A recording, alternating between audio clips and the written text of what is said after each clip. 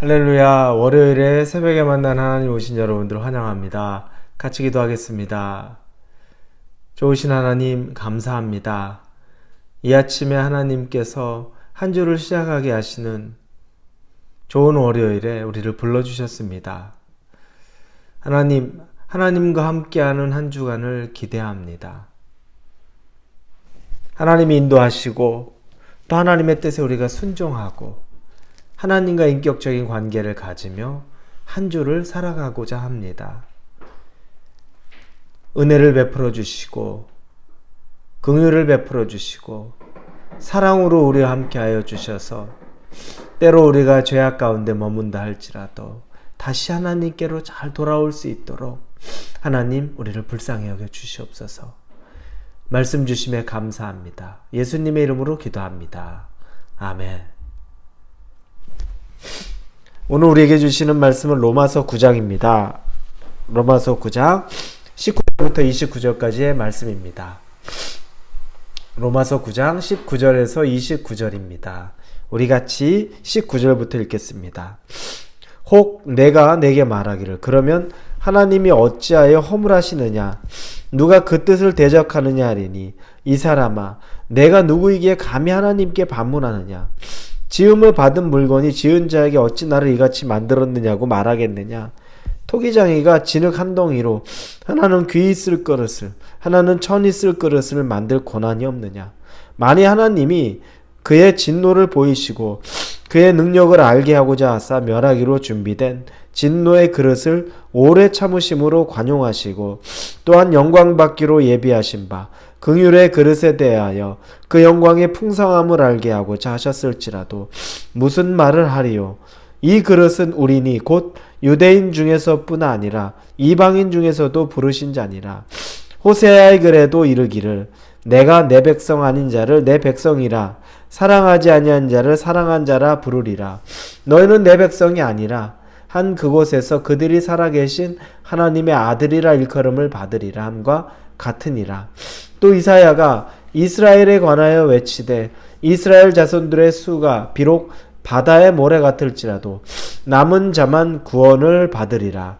주께서 땅 위에서 그 말씀을 이루고 속히 시행하시리라 하셨느니라.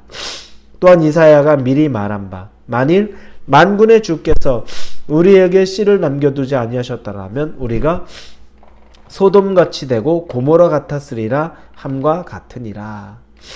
아멘. 바울이 하나님의 선택과 하나님의 구원에 대해서 이야기를 합니다. 선택이나 구원은 하나님의 주권에 있는 겁니다. 그런데 이 선택 또 예정 하나님의 주권 이런 얘기를 하다 보면 한 가지 우리 인간이 딜레마에 빠지는 게 뭐냐면 그러면 내가 할 건 없지 않느냐, 인간의 역할은 없는 것 아니냐, 하나님이 다 알아서 조종하고 하나님이 선택하면 인간이 뭐가 할 게 있느냐라고 생각할 수 있습니다. 그래서 오늘 본문의 19절에도 혹 내가 내게 말하기를 그러면 하나님이 어찌하여 허물하시느냐 누가 그 뜻을 대적하느냐 하리니 이 말이 조금 개역 개정에서는 어렵게 보입니다. 이걸 우리말 성경에 보면 이렇게 쓰여 있습니다. 그러면 그대는 내게 그렇다면 하나님은 왜 여전히 책망하시는 것입니까? 누가 그분의 뜻을 거역하겠습니까? 라고 할 것이다. 이게 뭐냐면 아니 하나님이 주도적으로 당신이 선택하셨는데 왜 우리한테 죄를 묻는 겁니까? 하나님이 당신이 주도적으로 선택하셨는데 왜 우리한테 죄를 묻습니까?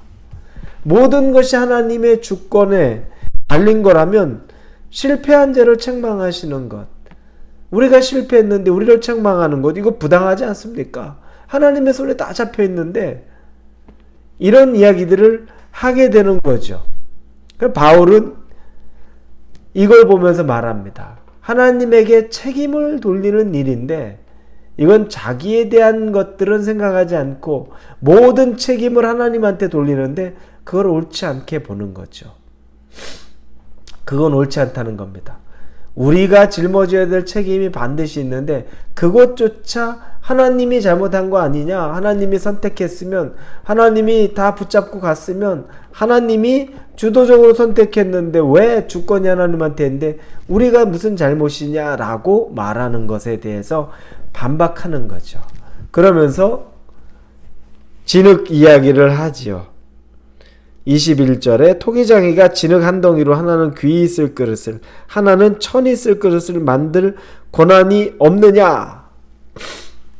바울이 이렇게 얘기하면 우리가 또 생각합니다. 뭐 우리가 어차피 진흙 한 덩어리라면, 인간이 진흙이라면 하나님이 만든 빚은 뭐 로봇만도 못한 것, 그냥 우리의 뜻대로 움직이는 생각도 없고 주물럭 만드는 대로 그냥 있어야만 하는 존재 아닌가라고 이야기합니다. 나는 결정할 것도 없고 판단할 것도 없고 나는 아무것도 행동할 줄 모르는데, 근데 여전히 여러분 우리가 그렇습니까? 아니요. 우리는 우리 스스로 생각하고 결정하고 판단합니다. 그래서 어떤 사람은 하나님의 생각을 하고 하나님의 결정을 하고 하나님의 마음을 품습니다. 그러나 어떤 사람은 세상의 생각을 하고 죄의 판단을 하고 죄의 생각을 품습니다.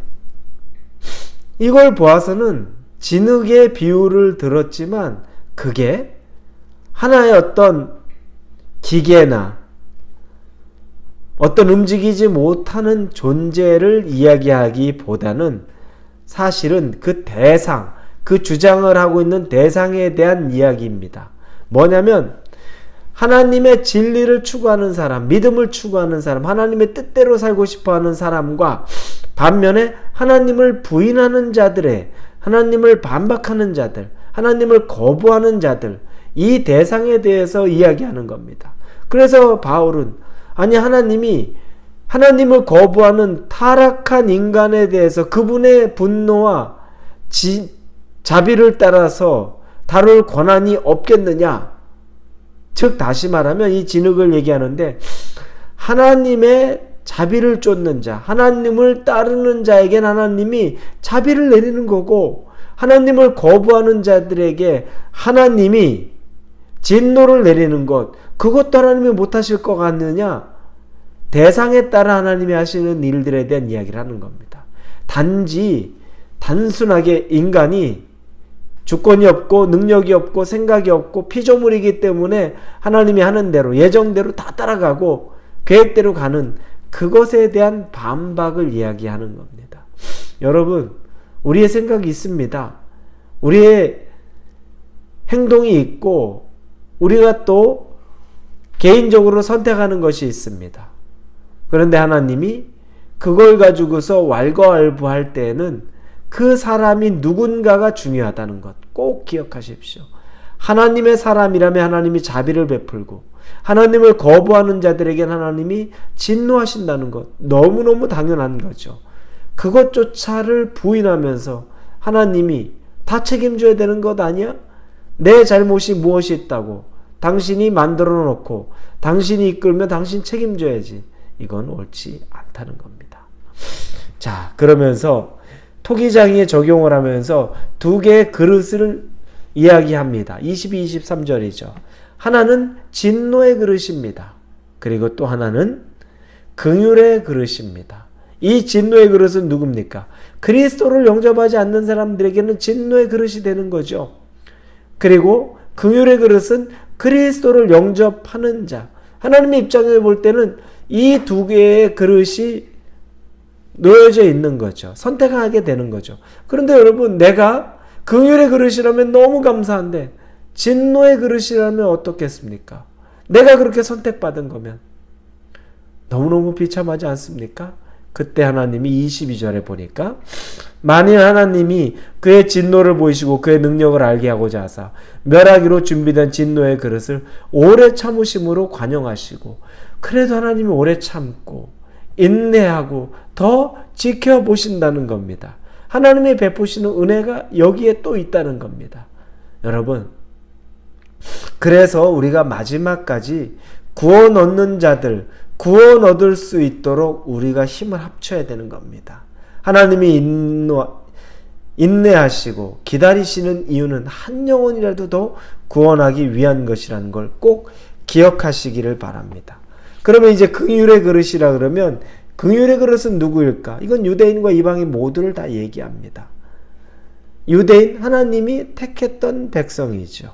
그러나 유대인이 이 지금 호세아를 예로 듭니다. 오늘 본문에서 호세아, 북이스라엘에게 회개를 촉구하죠. 그들의 죄악을, 하나님의 마음을 드러내죠.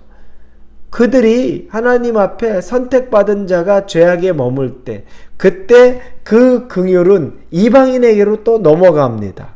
자, 그래서 그 예를 그의 호세아, 그리고 그의 아내였죠. 음란한 아내라고 말하는 고멜, 세 자녀를 낳는데 그 자녀의 이름을 비유로 해서 말합니다. 호세아 2장 23절에 보면 내가 나를 위하여 그를 이 땅에 심고 긍휼히 여김 받지 못하였던 자를 긍휼히 여기며 내 백성이 아니었던 자에게 향하여 이르기를 너는 내 백성이라 하리라. 긍휼히 여김을 받지 못한 자를 긍휼히 여기고 내 백성이 아니라는 자를 내가 백성이라 부르리라.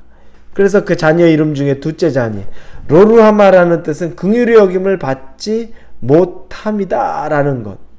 이방인이 그렇죠. 긍휼히 여김을 못 받았는데 어느 순간에 긍휼히 여김을 받게 하나님이 하신다는 겁니다. 그리고 셋째 자녀 로암미는 내 백성이 아니다. 그런데 그 자녀를 나중에 내 백성으로 삼겠다라고 말하는 거죠. 북이스라엘의 죄악에 대해 이제 이방인에게도 하나님의 사랑이 넓혀져 가는 겁니다. 그러니 여러분, 정해진 사람이 없어요. 누가 구원받을지 몰라요. 지금 죄악이고 하나님에게서 긍휼히 여김을 받지 못하고 하나님에게서 자녀라고 여김을 받지 못하는 자가 내일은 다를 수 있다는 겁니다.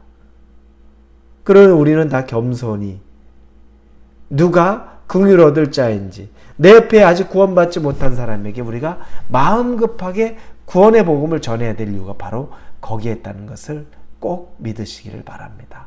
같이 기도합니다. 하나님 감사합니다. 하나님은 긍휼로 우리와 함께 하십니다. 은혜 베풀어 주시며 감사합니다. 예수님의 이름으로 기도합니다. 아멘.